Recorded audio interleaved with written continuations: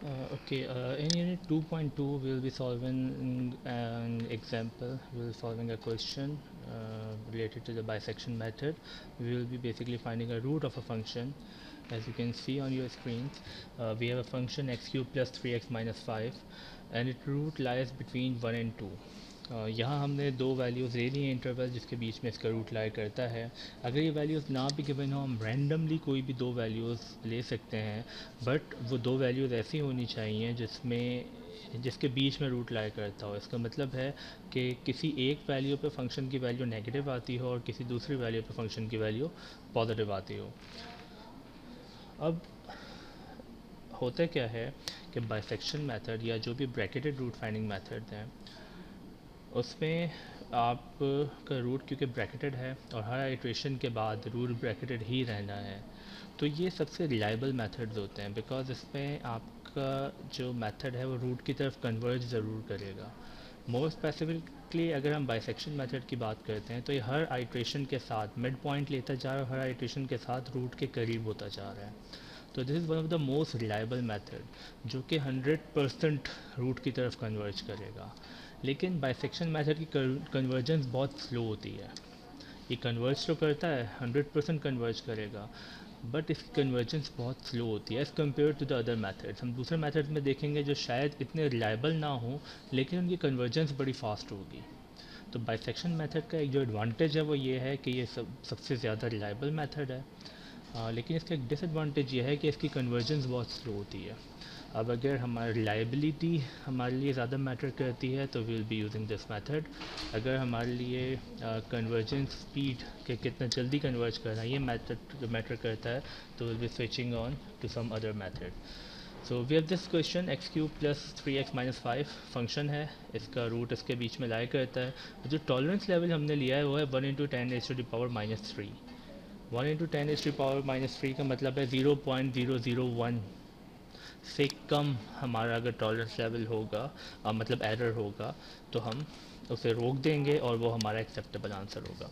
अच्छा, there were some errors जो हमने देखे थे, जिसमें हमारे पास एक्चुअल वैल्यूज़ और जो कैलकुलेटेड वैल्यूज़ हैं उसके डिफरेंस देखे जा रहे होते हैं. अब रूट फाइंडिंग मेथड में हमारे पास एक एडवांटेज ये है कि हमें पता है हमारी एक्चुअल वैल्यू क्या है. एक्चुअल वैल्यू हमारे पास एक्स की वो वैल्यू होगी जिस पे फंक्शन इक्विवेलेंट टू हमारे पास ज़ीरो आता होगा.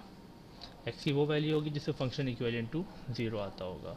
तो बेसिकली हमें अपना ये पता है कि एक्चुअल वैल्यू जो रेफरेंस वैल्यू है वो है कि जिस पे फंक्शन इक्वल टू ज़ीरो आ जाए.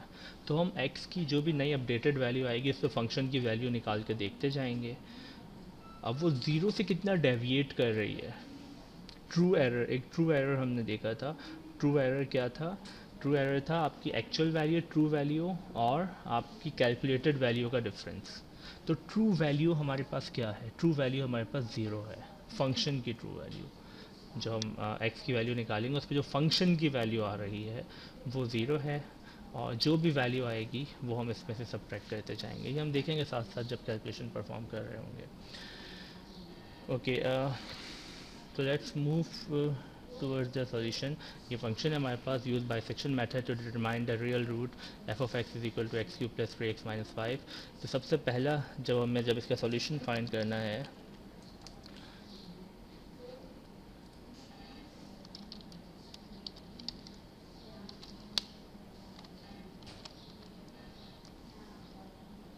ओके, तो we have this function f of x is equal to x cube plus 3x minus 5, और हमारे पास एक इंटरवल भी गिवन है 1 and 2. अब इस एक 1 और 2 में से एक हमारे पास एक्स एल है, एक हमारे पास एक्स यू है. तो हम ये कर सकते हैं कि हम इसे एक्स एल एक्स यू का नाम दे सकते हैं, या हम अपनी आसानी के लिए इसे ए और बी से भी रिप्रेजेंट कर सकते हैं. ठीक है जी. सो लेट्स से हमारे पास जो दो वैल्यूज़ हैं, सबसे पहले हमें इन दोनों वैल्यूज़ पर फंक्शन की वैल्यू कैलकुलेट करनी है, because first we have to check कि ये कन्वर्ज करेगा भी या नहीं करेगा. तो सबसे पहले हम क्या करेंगे, सबसे पहले हम इस फंक्शन की वैल्यू कैलकुलेट करेंगे at x is equal to 1. तो 1 पे इस फंक्शन की वैल्यू क्या आती है? इस 1 पे इस फंक्शन की वैल्यू क्या आती है और 2 पे इस फंक्शन की वैल्यू क्या आती है। एक पे नेगेटिव आनी चाहिए, एक पे पॉजिटिव आनी चाहिए, जब भी कन्वर्ज करेगा। अब 1 पे फंक्शन की वैल्यू आपके पास आ जाएगी 1 cube is 1, 1 plus 3 minus 5। Now 1 plus 3 minus 5 will be equivalent to -1। इसी तरह से हम फंक्शन की वैल्यू कैलकुलेट करेंगे at x is equal to 2, because यही दो वैल्यूज़ हमें गिवन है, 2 cube plus 3 into 2 minus 5. Now 2 raised to power 3 is 2 2s are 4 and 4 2s are 8. 8 plus 6 is 14. 14 minus 5 is 9. So it is equivalent to 9. तो एक पे function की value negative आ रही है, एक पे फंक्शन की वैल्यू पॉजिटिव आ रही है। ठीक है जी, तो इट मीन्स कि ये कन्वर्ज करेगा। F of 1 is negative, as you can see it's a negative value, और जो बी पे फंक्शन की वैल्यू आ रही है या 2 पे जो फंक्शन की वैल्यू आ रही है it is a positive value. Now अब आपको इटरेशन स्टार्ट करने से पहले ये कंडीशन चेक कर ली। इटरेशन स्टार्ट करने से पहले यू हैव टू चेक कि आपको एक डिसीजन लेना है कि अब आप इसमें से किसे एक्स एल कह रहे हो, किसे एक्स यू कह रहे हो। ठीक है, एक पे फंक्शन की वैल्यू आ रही है -1, एक पे फंक्शन की वैल्यू आ रही है 9। ठीक है जी, ना ये फंक्शन दोनों तरह से हो सकता है। हो सकता है कि ये जो 1 है और 2 है, इसके बिटवीन ये जो वैल्यूज़ आ रही हैं आपके पास, भी 1 एक छोटी वैल्यू थी, हम इसे एक्स एल कह लेते हैं। ये 2 एक बाद की वैल्यू है, एक अपर वैल्यू है, हम इसे एक्स यू कह लेते हैं।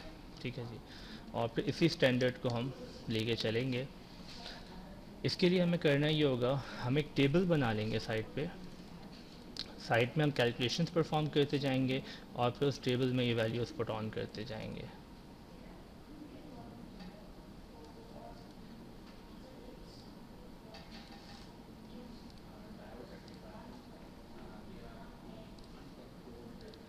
Let's call it XL,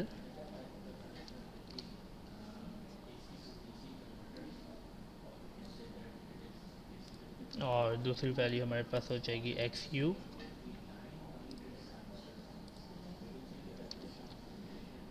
हमें इन पे फंक्शन की वैल्यूज़ भी ऑब्वियसली कैलकुलेट करनी है, और फिर जो नेक्स्ट वन हम XR की वैल्यू कैलकुलेट कर रहे होंगे, हम इसे XM कह लेते हैं।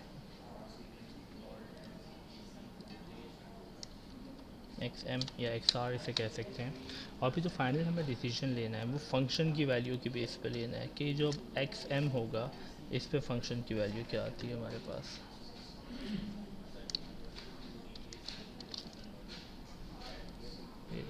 What else we can do is कि हम यहाँ पे दो कॉलम्स और ऐड कर लें, और एक्स एल पे फंक्शन की वैल्यू और एक्स यू पे जो फंक्शन की वैल्यूज़ आ रही हैं वो भी साथ साथ कैलकुलेट करते जाएं। हम यहाँ साथ साथ कैलकुलेट कर लेंगे, उनके ऐसे शायद हमें ज़रूरत ना हो। अच्छा, एंड रिप्रेजेंट कर नंबर ऑफ़ आइट्रेशंस को कि हम कितनी आइट्रेशंस परफॉर्म कर रहे हैं। ठीक है जी, अब ये जितनी करेंगे साथ फिर कॉलम ऐड करते जाएंगे। फर्स्ट ऑफ ऑल हम एक फ़र्स्ट आइट्रेशन से स्टार्ट करते हैं।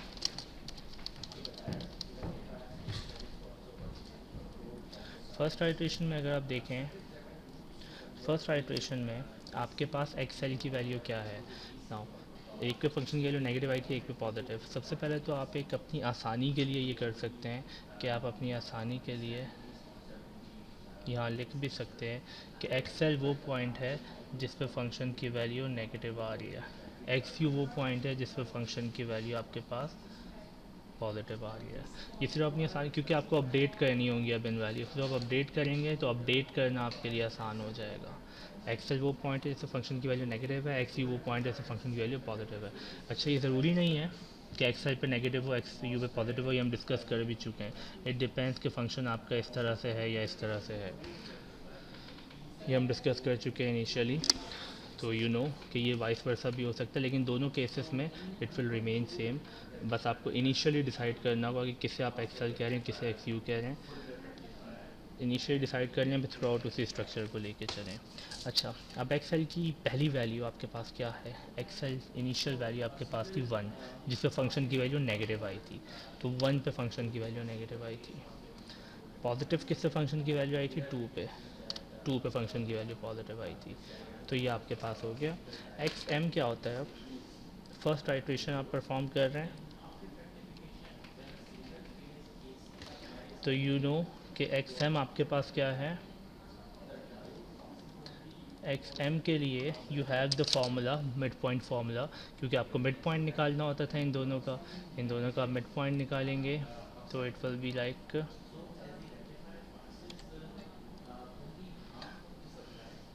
X L plus x you,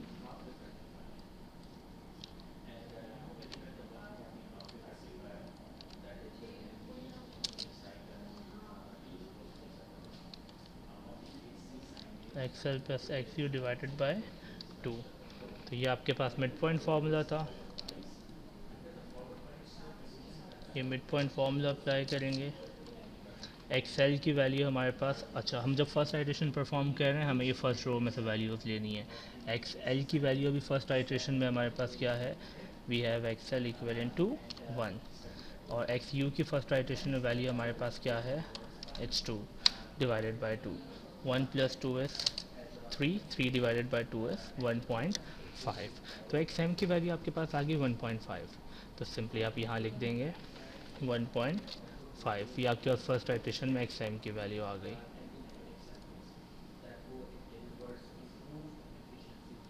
ठीक है जी। अब इसी तरह से आपको क्या कैलकुलेट करना है, f of x m. F of x m calculate करेंगे,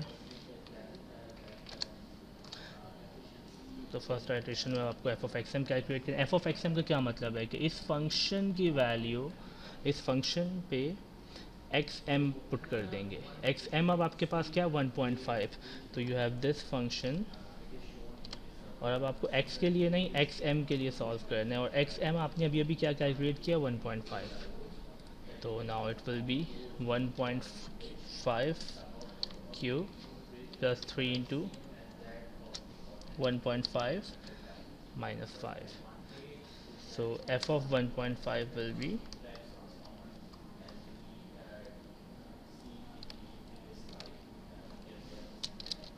f of 1.5 will be, आप इसे सॉल्व करेंगे, 1.5 क्यूब प्लस 3 इंटू 1.5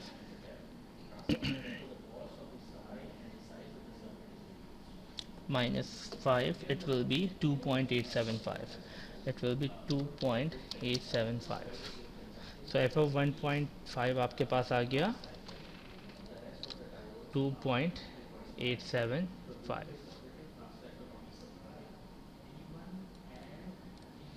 ठीक है जी, ये आपकी फर्स्ट आइट्रेशन कंप्लीट हो गई है। फर्स्ट आइट्रेशन तो कंप्लीट हो गई, बट यू नो कि अब इसकी बेसिस पे आपको सेकंड आइट्रेशन के भी वैल्यूज़ अपडेट करनी है।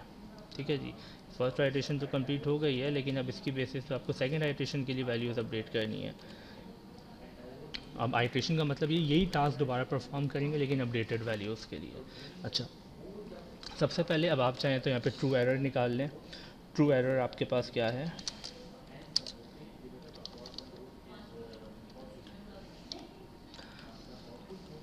कि जो फंक्शन की वैल्यू है, ट्रू एरर आपके पास क्या था कि जो एक्चुअल वैल्यू है उसमें से माइनस करते जाएं आपके पास जो कैलकुलेटेड वैल्यूज आते हैं। ठीक है, रेफरेंस है फंक्शन की वैल्यू, फंक्शन की वैल्यू ज़ीरो होनी चाहिए, तो x की जिस वैल्यू पर फंक्शन की वैल्यू ज़ीरो हो जाएगी वो हमारा रूट होगा।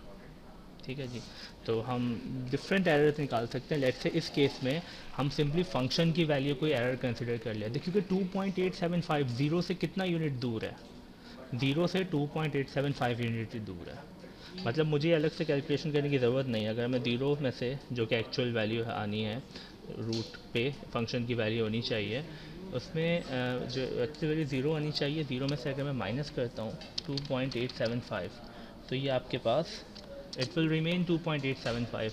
ये एब्सोल्यूट वैल्यू होती है, तो absolute value will not be having the negative sign, तो ये पॉजिटिव 2.875 ही रहेगा। तो इट्स नॉट रिक्वायर्ड कि यहाँ पे अलग से मैं इसके लिए कैलकुलेट करूँ, मैं सिंपली इस फंक्शन की वैल्यू को ही कंसिडर कर सकता हूँ एरर एनालिसिस के लिए। ओके, नाउ अब मुझे वैल्यूज़ अपडेट करनी है। You have to recall the methodology जो हमने डिस्कस की थी कि ये कन्वर्ज किस तरह से करता है। 2.875 हमें इस के मैग्नीट्यूड से कंसर्न नहीं है, इसके साइन से कंसर्न है।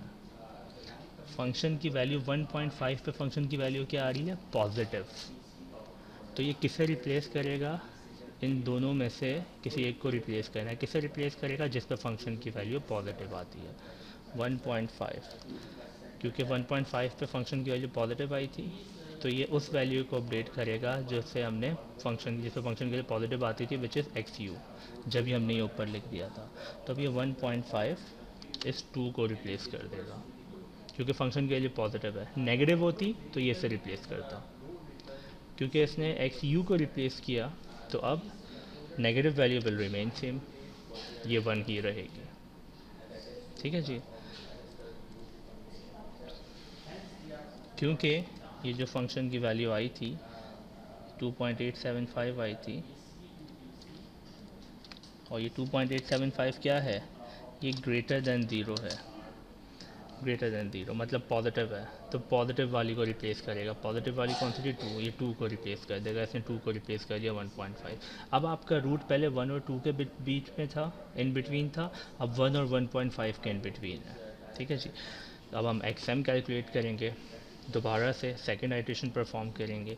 अब सेकेंड आइट्रेशन, अब आइट्रेशन का मतलब है वही टास्क बार बार परफॉर्म करते जाएंगे। अब हम दोबारा से मिडिल टर्म लेंगे, मिड पॉइंट फार्मूला लगाएंगे। फ़र्क सिर्फ क्या होगा कि अब ये दो नई वैल्यूज़ आ गई हैं, अब 1 और 1.5 है, तो एक्स एल की जगह मेरे पास 1 आ जाएगा, एक्स एल की जगह 1 ही रहेगा, एक्स यू की जगह 1.5 आ जाएगा and divided by 2। So it will be 2.5 divided by 2, 2.5 divided by 2 will be 1.25. So value of xm मेरे पास आ गई 1.25. So you can see अब वही प्रोसीजर हमें बार बार परफॉर्म करते रहना है। 1.25, अभी जो 1.25 है ये मेरी अपडेटेड वैल्यू आ गई xm की। अब नेक्स्ट स्टेप क्या है? अब इस xm पे मैं फंक्शन की वैल्यू कैलकुलेट कर लूँ। अगेन सेकेंड आइट्रेशन थी है, तो सेकेंड आइट्रेशन में भी वही काम दोबारा परफॉर्म करना है जो फर्स्ट आइट्रेशन में किया था। आई हैव दिस फंक्शन, अब इस फंक्शन की वैल्यू कैलकुलेट करूँगा किस पे? 1.25 पे। तो it will be simply F of 1.25 means 1.25 का cube plus 3 into 1.25 minus 5, it will be equivalent to 0.70312। it would be better कि आप ये जब देख रहे हैं वीडियो साथ साथ कैलकुलेशंस परफॉर्म करें। कैलकुलेशन से ही इसकी प्रैक्टिस होती है। You will come to know कि कहाँ ये छोटी छोटी बेसिक मिस्टेक्स आपके पास हो सकती हैं कैलकुलेशन के दरमियान। अच्छा, ये फंक्शन की नई वैल्यू आ गई at x m. Again you can see कि ये भी पॉजिटिव वैल्यू आई है। Sign of this function value will decide कि कौन सी वैल्यू यहाँ पे अपडेट होने वाली है। अगेन ये फंक्शन की वैल्यू पॉजिटिव आई है, ये फंक्शन की वैल्यू पॉजिटिव है, तो अब ये जो 1.25 था, ये जो नई एक्सएम की वैल्यू, इसने अगेन इन दोनों में से किसी एक को रिप्लेस करना था। किसे रिप्लेस करेंगे? क्योंकि फंक्शन की वैल्यू पॉजिटिव है, तो पॉजिटिव वाला कौन सा था? X you. तो ये 1.25 एक्स यू को रिप्लेस कर देगी, और ये x l will remain same. Second iteration हो गई। अगेन थर्ड आइट्रेशन परफॉर्म करनी है। We have these two new values. Now this process will remain continue, यही हम बार बार करते जाएंगे। अब थर्ड आइट्रेशन, फोर्थ आइट्रेशन, कब तक करते रहेंगे? जब तक ये फंक्शन की वैल्यू टॉलरेंस लेवल से कम ना आ जाए। अच्छा, फंक्शन की वैल्यू क्यों? वैसे तो एरर टॉलरेंस लेवल से कम होना चाहिए था, but as I just said कि हमें पता है कि फंक्शन की वैल्यू की बेसिस पे ही हमारा रूट डिसाइड होना है। हमारा रूट एक्स की वो वैल्यू होगी जिस पे फंक्शन इक्वलिंग टू ज़ीरो हो जाए। ठीक है, तो हमें रेफरेंस पॉइंट पता है, रेफरेंस पॉइंट है ज़ीरो। अगर ये वैल्यू आती है 1, तो ये ज़ीरो से कितना दूर है? 1 यूनिट। हमें कितना चाहिए कि 0.001 से कम हो। मतलब हमारा जब फाइनल आंसर है वो 0.001 से छोटी कोई वैल्यू फंक्शन की आनी चाहिए, मतलब 3 ज़ीरोज़ आ जाने चाहिए। जब हमारे पास ऐसा कुछ रिज़ल्ट आ जाएगा कि डेसिमल के बाद 3 ज़ीरोज़ और आगे कुछ, तो उस वक्त जो एक्स की वैल्यू होगी वो हमारा रूट होगा। ठीक है जी। तो अब हम इसको कंटिन्यू करते जाएंगे, यही कैलकुलेशन बार बार परफॉर्म करते रहेंगे। ये सेकेंड आइट्रेशन थी, इसी तरह थर्ड आइट्रेशन परफॉर्म होगी, फोर्थ आइट्रेशन, फिफ्थ आइट्रेशन। मैं अब आपके पास कैलकुलेटेड वैल्यूज़ यहाँ लिखता जाता हूँ कि जब आप यही प्रोसीजर साथ साथ परफॉर्म करते रहेंगे। 1.25 आ गई थी आपके पास ये, अब 1.25 पे ये फंक्शन की वैल्यू आ गई है। अब आप इन दोनों का जब मिड पॉइंट लेंगे, इन दोनों का मिड पॉइंट लेंगे 1.25 का और 1 का, तो वो आपके पास आ जाएगा 1.125। ठीक है जी, 1.125 आपके पास आ जाएगा।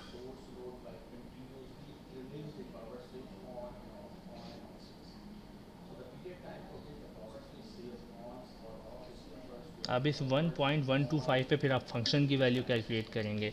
अब आप जब 1.125 पे फंक्शन की वैल्यू कैलकुलेट करेंगे तो you will see, you can calculate by yourself as well. आप जब ये वैल्यू कैलकुलेट करेंगे तो ये आपके पास आ जाएगी -0.20117। ठीक है जी, नौ ये वैल्यू आपके पास आ गई है नेगेटिव में। अब ये वैल्यू नेगेटिव में आ गई है, तो अब जो अपडेट होना है वो वैल्यू चेंज हो जाएगी आपके पास, बिकॉज 1.125 पे फंक्शन की वैल्यू नेगेटिव आई है। तो 1.125 किससे रिप्लेस होगा? उस वैल्यू से जिस पे फंक्शन की वैल्यू नेगेटिव थी, 1 पे फंक्शन की वैल्यू नेगेटिव थी। तो अब ये 1.125 इससे रिप्लेस हो जाएगा। ठीक है जी, जब ये सिर्फ एक को ही रिप्लेस करना है, दूसरी वैल्यू विल रिमेन सेम, तो 1.25 विल रिमेन देयर। ठीक है जी, अब अगेन सिर्फ ये अपडेट वैल चेंज हुई है वैल्यू, फिर से वही स्टेप है। फोर्थ आइट्रेशन में इन दोनों का मिड पॉइंट निकालेंगे, इन दोनों का मिड पॉइंट निकालेंगे आप, तो आपके पास 1.125 और 1.25 का मिड पॉइंट आ जाएगा 1.1875, और इस पर फिर फंक्शन की वैल्यू आ जाएगी आपके पास 0.23706। अगेन अब आपको क्या यहाँ रुक जाना चाहिए? नहीं, क्योंकि स्टिल आपके पास जो फंक्शन की वैल्यू आ रही है वो आपके टॉलरेंस लेवल से ज़्यादा है, तो आपको और आइट्रेशन परफॉर्म करनी है, और आइट्रेशन परफॉर्म करते जाएंगे, जब तक करते जाएंगे जब तक ये आपके पास टॉलरेंस लेवल से कम ना हो जाए। अब मैं कुछ कैलकुलेशन, कुछ वैल्यूज़ आपका डायरेक्टली कैलकुलेट करके लिख देता हूँ यहाँ। ओके, सो ये कुछ वैल्यूज़ कैलकुलेट करके, जिस प्रोसीजर को हम लेके चल रहे थे वो कैलकुलेट करके कुछ वैल्यूज़ मैंने रख दी हैं। जैसे ये दो वैल्यूज़ थी 1.125 और 1.25, इसका मिड पॉइंट ये आपके पास आ जाएगा। आप इस पर फंक्शन की वैल्यू कैलकुलेट करेंगे तो 0.23706 आ जाएगी।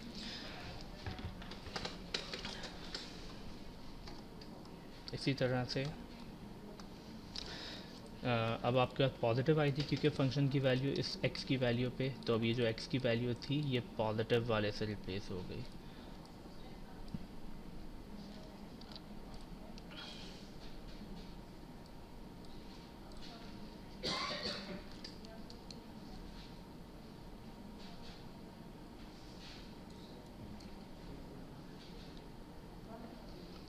Okay, same goes for the next one. अब आपकी जब ये वैल्यू रिप्लेस हो गई, आपने इन दोनों का मिड पॉइंट लिया, ये वैल्यू आई, इस पर फंक्शन की वैल्यू कैलकुलेट किया, अगेन पॉजिटिव आई, तो ये जो वैल्यू थी जिस पे फंक्शन की वैल्यू पॉजिटिव आई थी ये आपके पास इस पॉजिटिव वाली एक्स यू से रिप्लेस हो गई।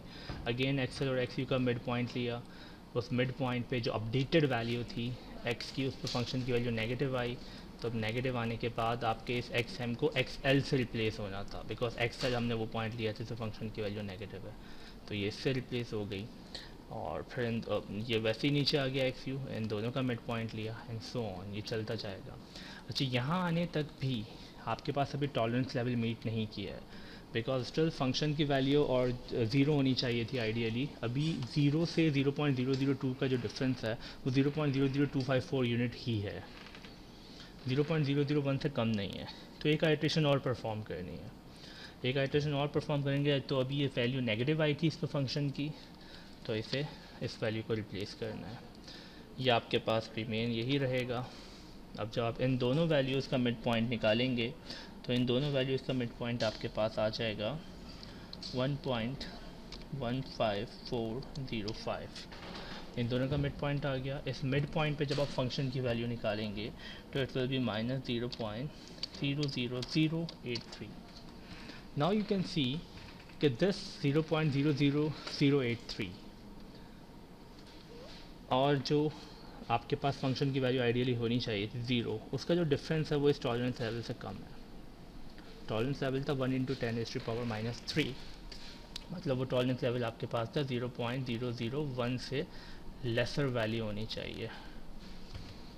ठीक है जी, तो आपके पास क्या आई है 0.0003। अब नॉर्मली एब्सोल्यूट वैल्यू आप देखते हैं बिकॉज यू नो कि अगर 0 आपके पास रेफरेंस है और ये -1 है और ये 1 है, तो 0 से 1 का डिस्टेंस कितना है 1 यूनिट। 0 से -1 का डिस्टेंस कितना है, वो भी 1 यूनिट ही है, -1 यूनिट नहीं है। तो कितना डेविएट कर रही है 1 यूनिट डेविएट कर रही है दोनों वैल्यूज़। तो ये साइन तो अपडेट करने के लिए ज़रूरी था, लेकिन जब हमें ये देखना है कि ये वैल्यू टॉलरेंस लेवल से कितना दूर है, तो ये 0.00083 यूनिट दूर है। तो यहाँ तक आने के बाद हमारा टॉलरेंस लेवल मीट कर जाता है। यहाँ तक आके टॉलरेंस लेवल मीट कर गया, तो ये किस x की वैल्यू पे किया है, इस x की वैल्यू पे। तो हमारा रूट क्या हो गया XR is equal to 1.15405।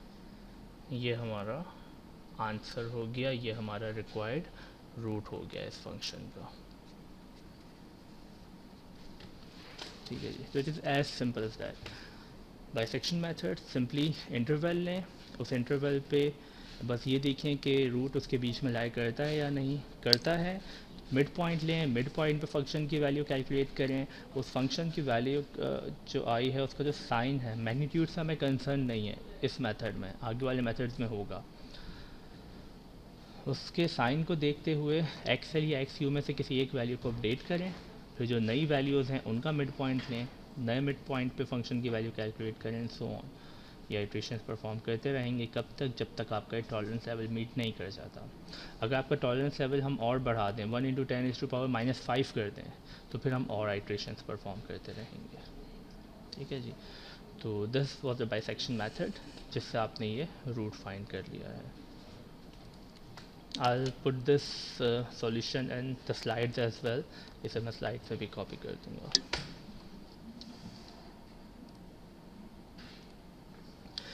Next हम अब false position method, regula falsi method जिसे कहते हैं, वो देखेंगे। और जब हम ये 2-3 रूट फाइंडिंग मेथड्स कर लेते हैं, तो फिर हम ऐसी प्रैक्टिकल एग्जांपल एक ले लेंगे जिसमें रूट फाइंड ना करना हो, किसी एक रियल लाइफ सिनेरियो को सॉल्व करना हो यूजिंग दीज मेथड्स। कि एक रियल लाइफ सिनेरियो हो और उसका रूट ना फाइंड करना, उस रियल लाइफ सिनेरियो को हमें सॉल्व करना हो। तो जब हम ये 2-3 मेथड्स कर लेते हैं, उसके बाद एक रियल लाइफ सिनेरियो लेके सॉल्व करेंगे, तो वो हर मेथड पे एप्लीकेबल होगा। आप उसे फिर किसी भी मेथड में आपके पास उस तरह के रियल लाइफ सिनेरियोज आ सकते हैं।